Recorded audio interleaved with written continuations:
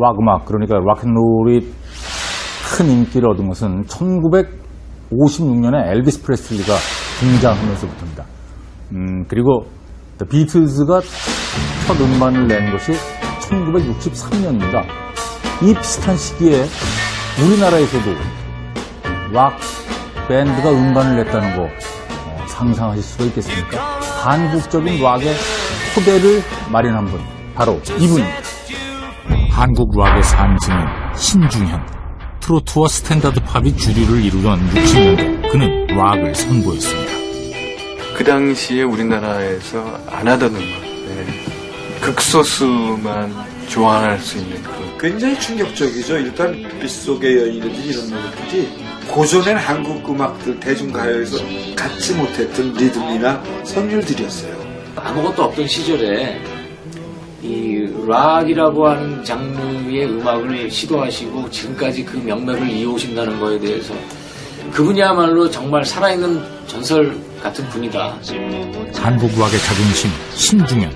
뛰어난 작곡 실력의 최고의 기타리스트이기도 하죠.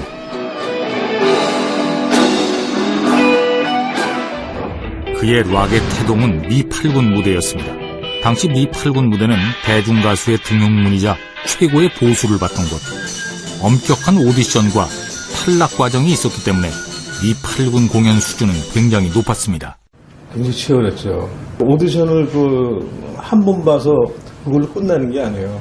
계속 오디션을 봐야 되고. 왜? 클래스가 있어요. A, B, C, D.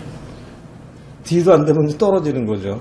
아주 잘하는 팀들은 쇼밴드라고 그래서 이제 무용단도 있고, 이제 완전 지금 같으면 큰 악단이겠죠. 패티 김 씨랑 김상희 씨. 8군 쇼에서 스페셜 쇼를 했어요. 열정과 카리스마의 가수 패티 김도 미 8군이 배출한 스타죠.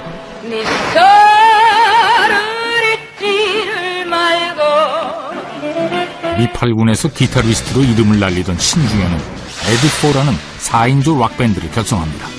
에드포의 1집을 진정한 락밴드의 출범이다라고 하는 이유는 사실상 음악 감독 역할을 한 신중현의 곡이기 때문에 그래요.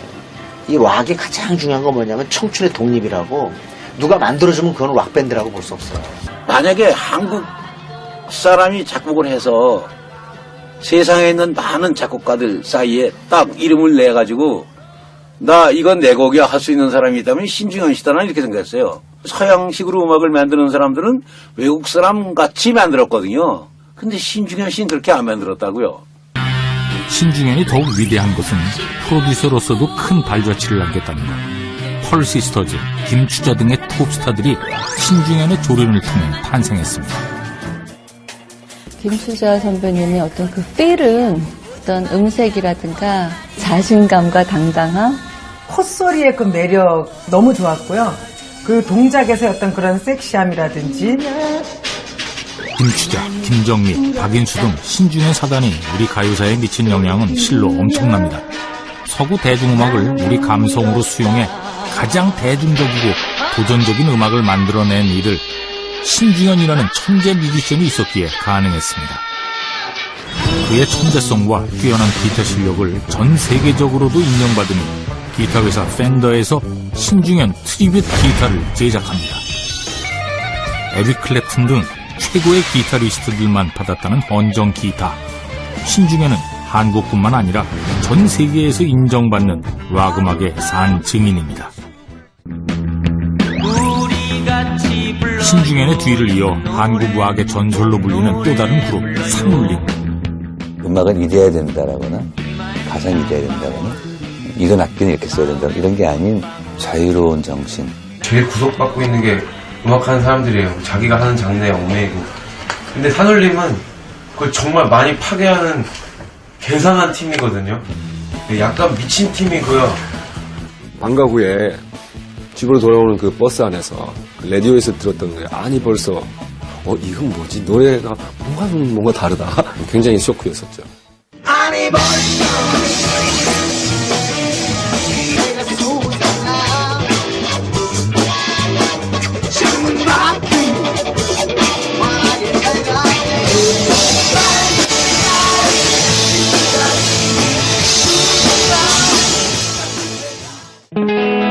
다른 락의 키워드, 들국화.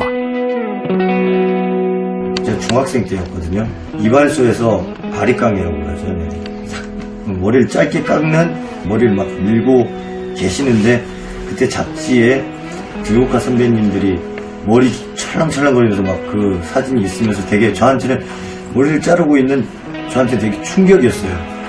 무슨 이런 사람들이 다닌다고 하면서 친구가 오면 야 들국화 공연을 가자. 아 지루하게 그런 공연을 왜 가.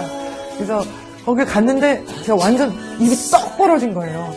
그 가사들이 막 완전 막 소름이 끼칠 정도로 감동적인 거예요. 20대는 늘 방황하게 되어 있잖아요. 그 방황하는 영혼들에게 나도 그래. 그러나 우린 뭐 꿈이 있잖아 라고 이렇게 서로 마음을 만져주었다. 1980년대 우리는 들국화라는 그룹을 통해 시대에 대한 저항을 노래했습니다. 울분을 토하는 듯한 창법과 공감을 일으키는 가사, TV를 거부하는 비주류 문화, 들국화는 80년대 반항하는 청춘들의 우상이었죠.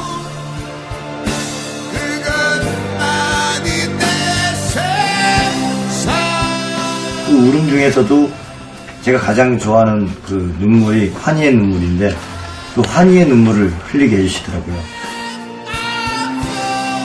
대중성과는 조금 떨어져 있을지라도 자유와 저항을 노래했던 락의 레전드들. 이들이 있었기에 우리의 아픈 시대 정신을 좀 더 자유롭게 표출해낼 수 있었습니다.